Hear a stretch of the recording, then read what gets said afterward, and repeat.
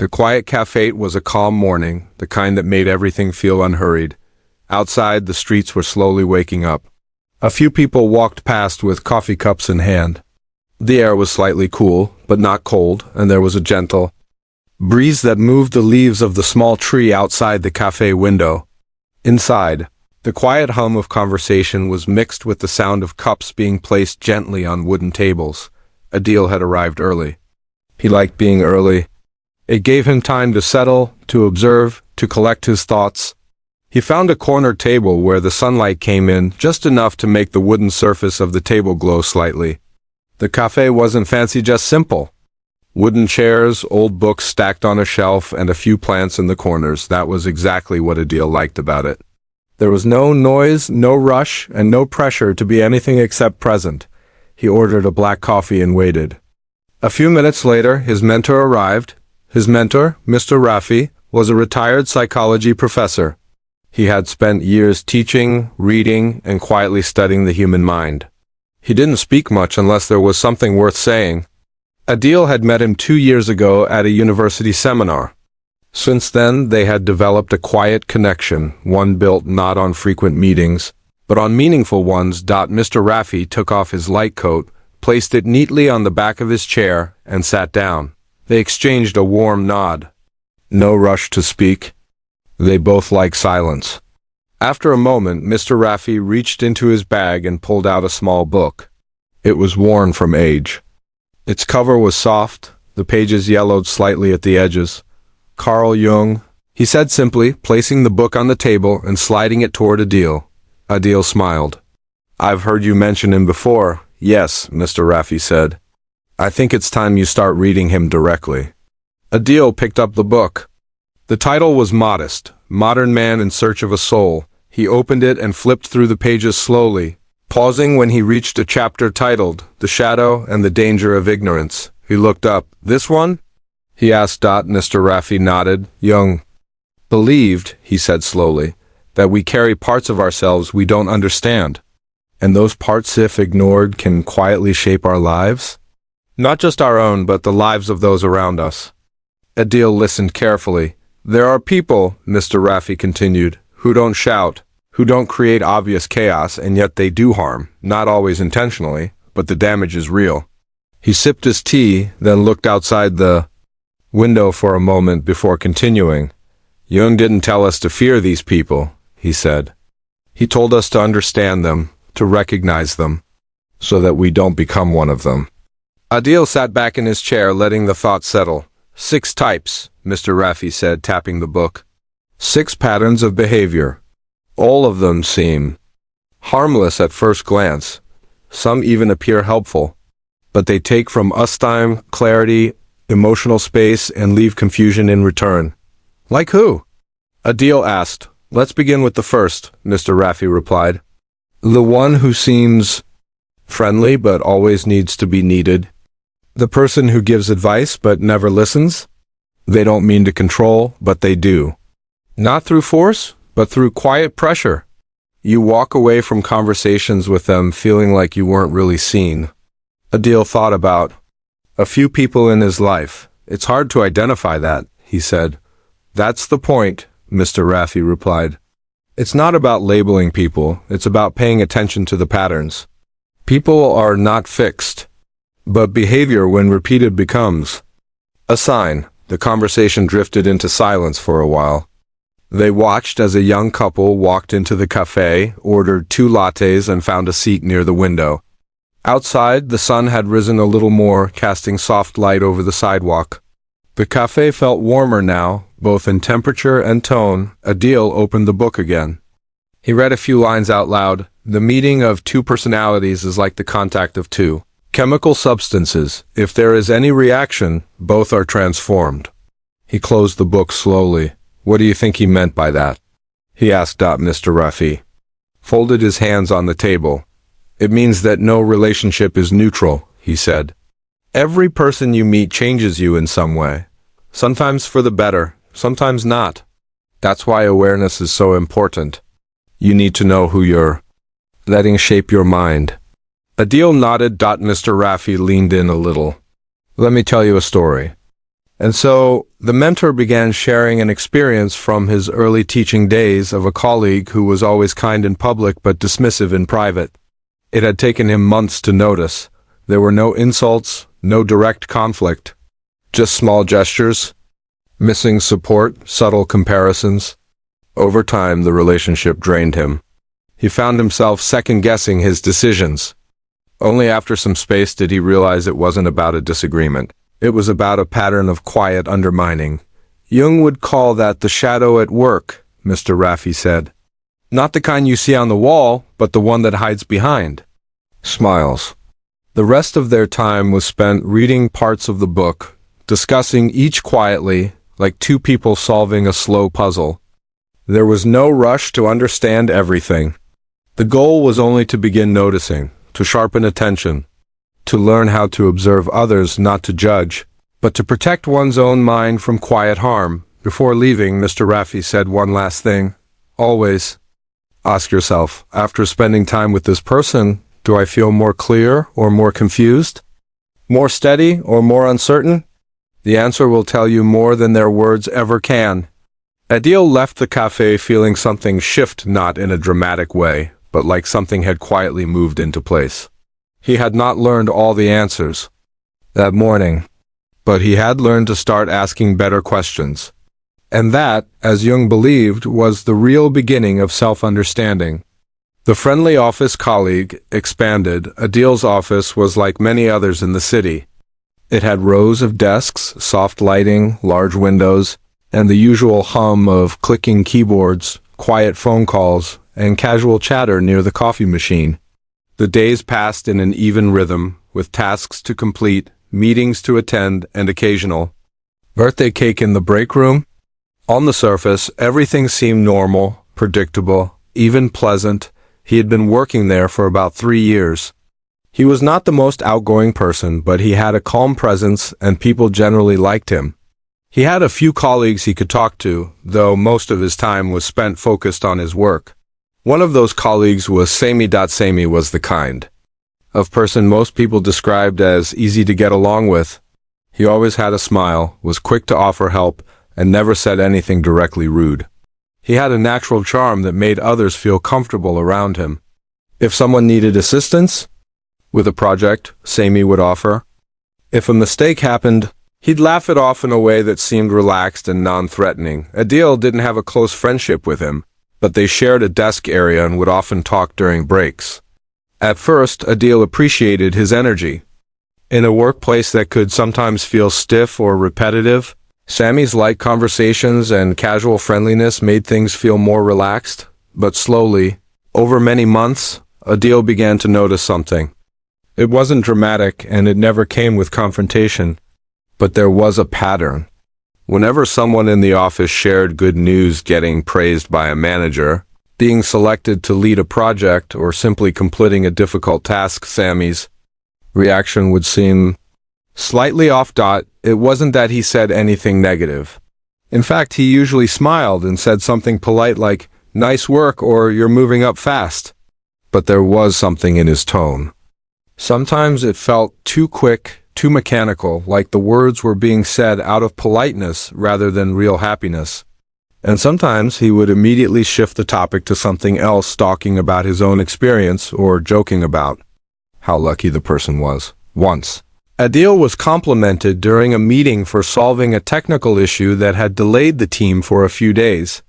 After the meeting, as they walked back to their desks, Sami said, "You always get those easy wins." Man. Right place, right time. He laughed after saying it, but something about it stayed with Adel. It happened again and again. The pattern was subtle. Whenever someone was recognized or appreciated, Sami would find a way to make the moment smaller. Not openly, not with harsh words, but with soft dismissals, shifting attention, or quiet comparisons. It was hard to point out and harder to explain to others. Adil remembered something Mr. Raffi had told him at the cafe. Some people take without asking. Not your money or your things, but your peace, your sense of being seen and supported. And they do it without raising their voice. He started observing more carefully. During lunch breaks and casual conversations, he began to see the same behavior. Sami would compliment someone, then immediately tell a story about how he had done something similar long ago. Or he would nod when someone spoke, but his eyes would drift, as if waiting for his turn to speak. Adil thought about this a lot. He wasn't trying to judge Sami. In fact, he wondered if Sami even realized he was doing it. Maybe it was unconscious. Maybe it came from insecurity. Jung had written about this kind of behavior. People who smile on the outside but carry something. Unresolved inside, not evil people, just unaware. People who had not yet faced their own shadow. One day, Adil decided to test something. During a group chat in the office, someone mentioned that Adil's idea from last month was being used. In a new project, several people responded positively. Sami, however, stayed silent for a while. Then he replied, "Yeah, that idea was solid. But remember, we had discussed something like that last year too. Feels like a shared win." The message seemed harmless. But Adil felt something, not anger. Just clarity. He realized that Sami had a way of softening others' successes.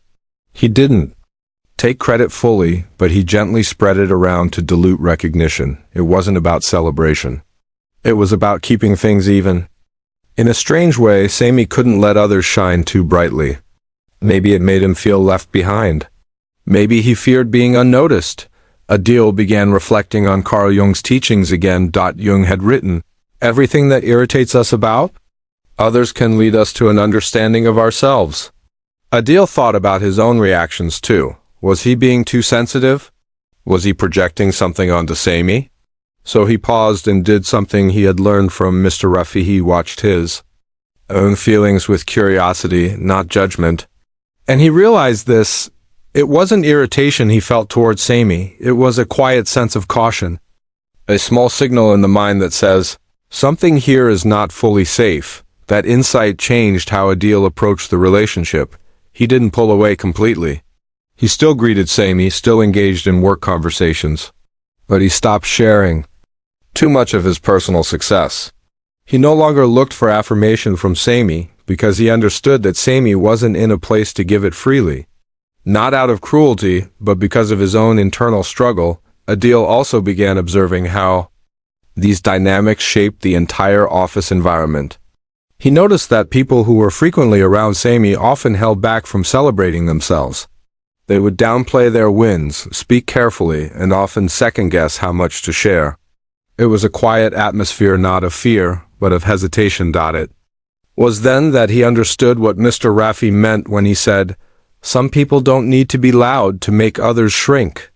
One afternoon, Adil sat alone in the break room, sipping tea. He had a notebook with him, a habit he had developed after reading Jung. He would jot down thoughts, feelings, observations. He didn't write names.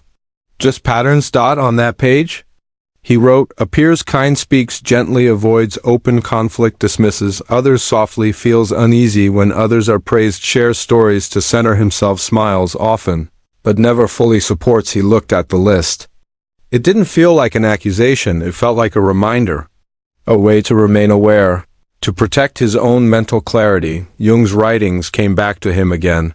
Beware of those who appear kind, but do not uplift. Beware of the gentle pull that dims your light slowly. Adil decided that awareness was enough. He didn't need to confront Sami, he didn't need to label him or avoid him completely. What he needed was a clearer boundary, a quiet space between himself and that subtle drain. He spoke with Mr. Rafi later that week. They met again in the same cafe. "I'm learning that the most dangerous things don't always come with warning signs," Adil said. "Sometimes it's just small comments. Little looks, repeated patterns that confuse rather than attack." Mr. Rafi nodded. "And once you see it clearly, you don't have to fight it. You just stop feeding it." Adil smiled. "You're learning well," Mr. Rafi said. They sipped their tea in silence. No drama, just understanding. Sometimes that's all it takes. The advice giver who never listens expanded. It was a Sunday afternoon when Adil met his old friend Kamran after many months. The weather was soft, neither hot nor cold, and the city was quieter than usual. They met at a small tea shop tucked away from the main road, where cars didn't honk as much and people spoke in low, relaxed voices. It was the kind of place where people came to unwind, not to be seen. Cameron and Adil had gone to university together. Back then, their friendship had grown quickly. They were often found sitting under the same tree on campus, talking about life, plans, and sometimes even philosophy. Cameron had always been full of energy and ideas. He had opinions on everything from relationships to business to the best way to plan your week. At first, Adil had admired his confidence. It felt refreshing. Even now, years later, Cameron still carried the same sharp tone and easy smile. He arrived at the tea shop in a rush, his phone in one hand, apologizing for being 5 minutes late. Adil smiled and waved it off. They ordered their drinks and settled into a wooden bench by the wall. The conversation started warmly, with memories, laughter, and updates. Cameron spoke quickly and excitedly about his recent business venture, small marketing agency he had launched with 2 other friends. Adil listened with genuine interest, nodding and asking a few quiet questions, but slowly, the balance of the conversation tilted. Adil began speaking about his own life, his work, his plans to pursue a part-time psychology course, and how much he had been reading Carl Jung lately. But every time he tried to go deeper into a thought or share something personal, Cameron would interrupt, not in a rude way. He'd just take the idea and make it about something he had experienced. Adil, I've been reading Jung's work lately, and it's really making me think about the way people hide parts of themselves. Cameron, oh yeah, that reminds me. I used to read Freud when I was working with that client who had trust issues. The key is to stay emotionally neutral. Let me tell you what I used to do, ... And then he would talk for 10 minutes straight. Adil, try it again. Adil, I'm considering going back to school part-time. Maybe study psychology more formally. Cameron, you don't need school for that. Trust me, I've been in marketing for years, and understanding people is 90% of the job. What you need is exposure. Come work with me for a few weeks. You'll learn more than any book can teach you. And again, the conversation shifted, this time toward Cameron's thoughts on formal education, how he built his career without it, and how most people waste their time chasing degrees. Adil didn't argue. He just listened, but inside, something quiet stirred, a feeling of being unheard. He thought back to a line from Jung, "You are what you do, not what you say you'll do." Cameron always had advice. But when Adil reflected on their friendship, he realized that Cameron had never really listened. He was always ready to respond, but rarely to receive. The conversation had a direction, and that direction always bent toward Cameron's views, his experiences, and his conclusions. This wasn't the first time Adil had felt this. But today it was clearer than ever. He took a slow sip of his tea and allowed the silence to return after Cameron finished another story. He looked around the cafe. A young couple sat a few tables away, talking quietly and smiling. A man was reading a book near the window. The afternoon sun poured gently over the floor. Adil didn't feel angry. Just tired. Cameron, noticing the silence, finally asked, "So what do you think about what I said?" Adil smiled politely and said, "You're always full of ideas." Cameron laughed. "I can't help it. I've seen so much, man. I've made so many mistakes, so I feel like I should help others avoid them." There it was again. The belief that his role was to advise, to guide, to shape others' choices. Carl Jung had warned about this type of behavior, the false helper. The one who appears as a guide but does not allow space for others to grow on their own. They offer advice not because they truly understand, but because they need to be seen as wise. They speak not to support but to establish control. Even if gently, Adil realized Cameron was not a bad person. He wasn't cruel or manipulative, but his behavior created imbalance. It turned conversations into one-way streets where advice replaced understanding and guidance replaced listening. In relationships, Adil had learned the most healing thing isn't advice, it's presence. Being truly heard. Being met where you are. The conversation went on. Adil found himself retreating more into his own thoughts. He nodded at the right times, smiled when expected, but emotionally, he was somewhere else. He remembered a conversation with Mr. Raffi, where they discussed the difference between support and superiority. Support, Mr. Raffi had said, feels light. It creates space. It says, I'm here and I trust you to find your way. Superiority feels heavy. It says, let me show you how it should be done. One nourishes, the other drains.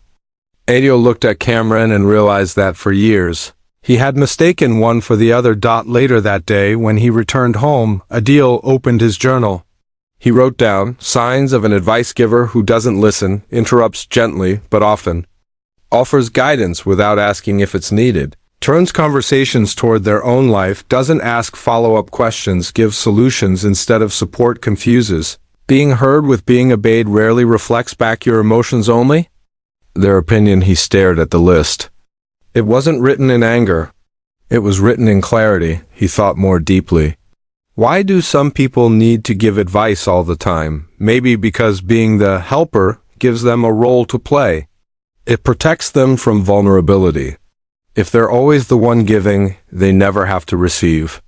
If they're always talking, they never have to sit with silence. Jung had written, knowing your own darkness is the best method for dealing with the darkness of other people. Adil wondered what Cameron was running from. What silence he feared. He realized something else. Sometimes people who constantly advise others are not trying to hurt them, but trying to keep their own identity intact. Their worth is tied to being needed. So they listen just enough to respond, but not enough to understand. Adil made a quiet decision that day. He would continue to be kind to Cameron, but he would not seek emotional connection there. He would not try to be heard by Sumyan, who was not ready to listen. That would only create frustration. He would still meet Cameron now and then, but he would no longer open up the softer parts of his life to him, because some spaces are not safe for reflection. And as Jung taught, it's better to walk alone in self-awareness than to be accompanied by those who can't see you clearly. The next time Cameron texted, Adil replied warmly but briefly. When asked for updates, he shared general things, no deep details, no big thoughts, just simple, surface-level responses, and it felt peaceful. In the weeks that followed, Adil found himself drawn more toward people who didn't offer quick answers. People who paused before speaking. People who said, tell me more, instead of, here's what I think. These people were rare, but they existed. He began building relationships where silence wasn't awkward, where presence was the gift. He spoke again to Mr. Rafi. I'm learning, Adil said, that not every kind voice is a supportive one. Some people want to guide you, but not walk with you. Mr. Rafi nodded. That's why we must learn to hear what's not said. Listening is not just what we do with others. It's also what we do within ourselves. Adil closed his notebook and looked out the window. Life wasn't loud. Growth wasn't fast, but clarity, when it came, was gentle and lasting. The person who changes around others expanded. It was a Thursday evening when Adil was invited to a casual dinner at a friend's apartment. Nothing formal, just a group of 5 or 6 people, some he knew well, some he had met only once or twice before. The apartment was quiet and warm, lit with soft yellow bulbs, and decorated with plants and books. There was the soft sound of background music playing from a speaker near the window. The scent of home-cooked food filled the space. Adil arrived on time, greeted his friend, and slowly joined the conversation already forming in the living room. Everyone was in a relaxed mood. The talk was light, covering movies, current events, and everyday life. Among the guests was a person named Imran, someone Adil had known loosely through social circles. They weren't close, but they'd seen each other at enough events to recognize each other easily. What stood out about Imran was how quickly he seemed to blend in with whoever was around him. At first glance, this seemed like a positive quality. He was easy to talk to, never confrontational, and always seemed agreeable. He laughed when others laughed, nodded when others spoke, and gave the kind of responses that made people feel supported. But something about his behavior had always left Adil feeling slightly puzzled. It wasn't anything Imran said directly, it was how different he seemed depending on the group he was with that night. Adil noticed it again. During the first hour of dinner, Imran was seated near 2 people who were very active on social media. They spoke confidently about the importance of online visibility and personal branding. Imran agreed enthusiastically. Absolutely, he said. If you're not posting your wins, no one sees them. That's just how it works now.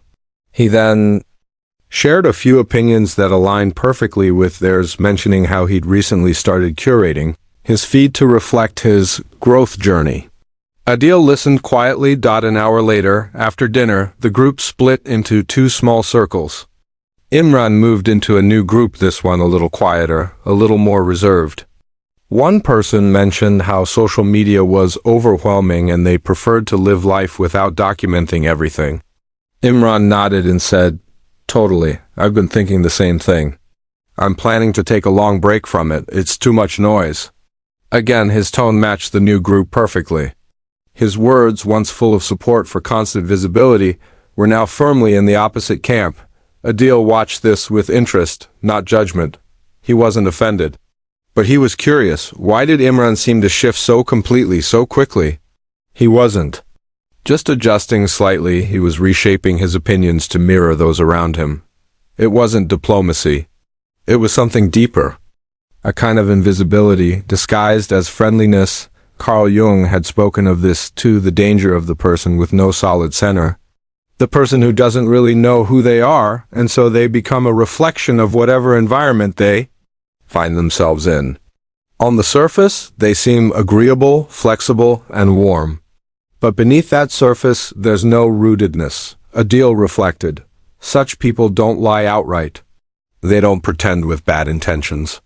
But they become whatever the moment requires, which makes it difficult to ever know who they really are. And that creates an invisible kind of distrust. Not loud, not dramatic, just a quiet sense that something isn't anchored. Later that evening, Adil and Imran found themselves standing near the kitchen counter, holding cups of tea.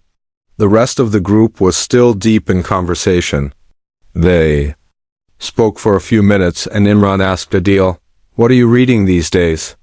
Adil mentioned Carl Jung, briefly summarizing the idea of the persona, the mask people wear to survive in social life. Imran nodded. "Yeah, I believe in being real. I don't like fake people," Adil smiled. It was the kind of sentence that sounded strong but was often said without true reflection. He didn't challenge Imran. There was no point. Instead, he simply asked, "What does being real mean to you?" Imran paused for a moment and then replied, "I guess just saying what people want to hear, but in a good way, you know? Making people feel comfortable." It was a telling answer. Too. Imran, being real, meant being agreeable. He equated authenticity with the ability to please. But that was the very opposite of what Jung meant by psychological wholeness. Realness, Jung believed, comes from inner alignment, not from saying what others want to hear, but from knowing what you believe, even when it's not popular. Adil returned home that night in a reflective mood. He sat by his desk and opened his journal. He wrote, "Observation. The chameleon personality adapts completely to different groups, appears agreeable, but often contradictory, avoids expressing firm opinions, prioritizes fitting in over being honest, creates comfort, but not connection, often says, same here. No matter the topic, leaves you unsure of what they truly believe." He paused and underlined the last sentence. Leaves you unsure of what they truly believe, and that was the key.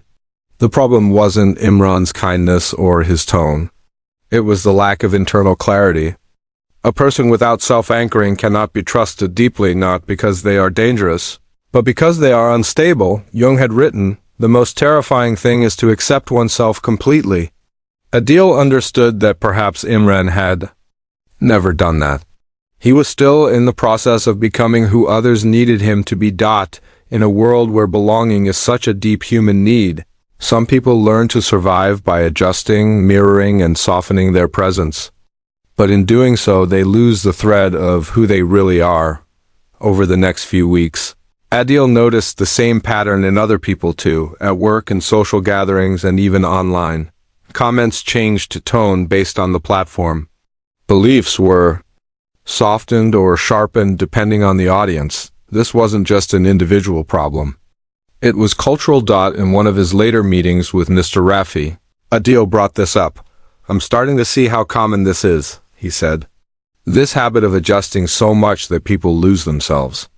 Mr. Raffi listened quietly and then said, That's why Jung called it the mask. The persona is useful, but only when you know where it ends and you begin. Most people forget that. Adil asked, So how do you trust someone who's always shifting? You don't, Mr. Raffi replied gently. You stay polite, but you withhold emotional investment. You wait and see if there's a self beneath. A shape shifting, and if there's not? Adil asked. Then you accept them as a surface interaction, Mr. Raffi said. Not every person needs to be a deep connection, but you must learn to tell the difference. That thought stayed with Adil for days. He wasn't trying to distance himself from people like Imran, but he had begun to recognize the value of consistency of people who could say, This is what I believe, even when it didn't match. The room. Adil remembered one of his quieter friends, Mariam. She was soft-spoken but clear. She didn't speak much, but when she did, it came from a place of thought, not performance. Whether in a group or alone, her words didn't change. She didn't seek approval. She just existed steadily, and that steadiness had always made Adil feel safe around her. That, he realized, was the quality he now looked for. Not charisma, not charm, but groundedness. A quiet inner alignment. The one who never admits fault expanded. It was a cool weekend morning. The sun had just begun to stretch across the city, warming up quiet streets, sleepy rooftops, and the empty sidewalks that would soon fill with life. Adil woke early, not because he had to, but because his mind had been carrying a thought for a few days. One he hadn't yet found time to face properly. His uncle, Salman, had called earlier that week to invite him for a walk at the nearby park. No reason. He had said on the phone, just a simple walk and some talk. Salman wasn't just an uncle to Adil, he was more like a second father, someone who had been present during childhood, someone who had helped when Adil's father was away for work. He had a strong presence, a commanding tone, and an opinion about nearly everything. Over the years, Adil had respected him deeply.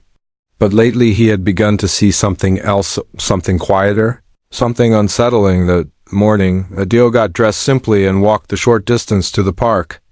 It was still early, so only a few people were around, mostly older men walking slowly. Some joggers and a few families with children. Salman arrived right on time, dressed in his usual style, neat, formal, even for a casual walk. They began moving slowly along the tree-lined path, exchanging greetings and simple updates. The first 10 minutes were light and easy. But eventually, as Adil had expected, the conversation moved into more personal ground. They spoke about family, responsibilities, and the little frictions that often arise in daily life. Salman began to speak about a recent argument with another family member. I don't know what's wrong with people these days, he said, his tone firm. You do something for them for years, and the one time you speak your mind, they act like you've hurt them. Adil nodded gently, not taking sides, just listening. Salman continued, They never see what I've done.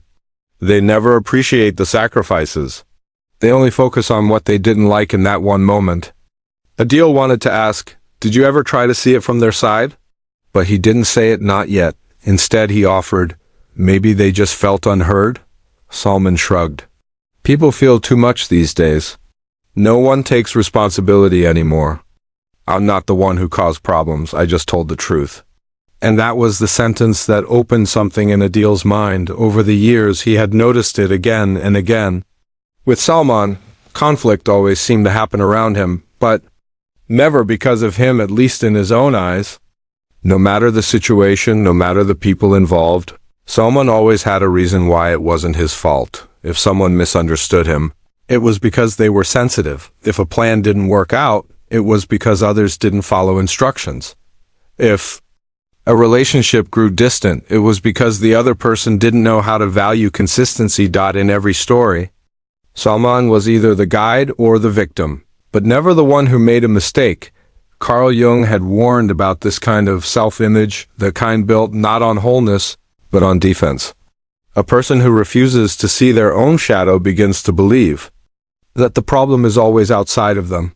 Their identity becomes built around being right, Even when life keeps showing them otherwise, Adil recalled Jung's words. Until you make the unconscious conscious, it will direct your life, and you will call it fate.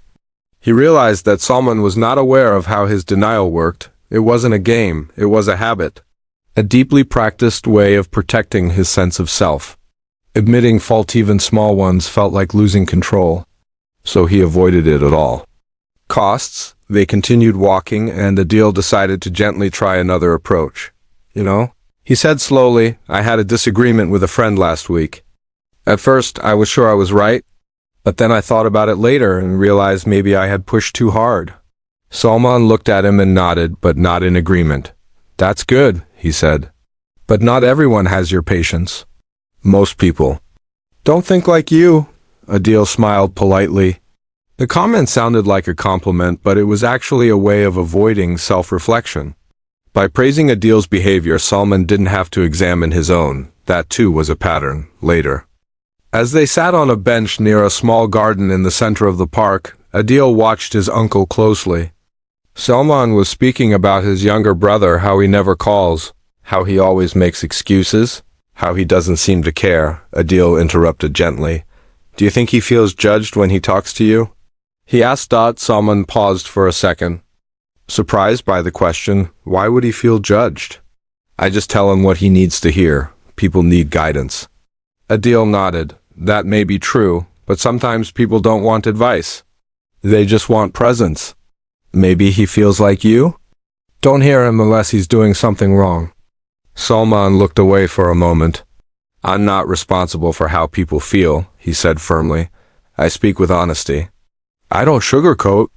And there it was again, a complete wall, a refusal to even consider the possibility that maybe his approach had hurt someone. His honesty, instead of being healing, had become a shield used to protect himself from being questioned.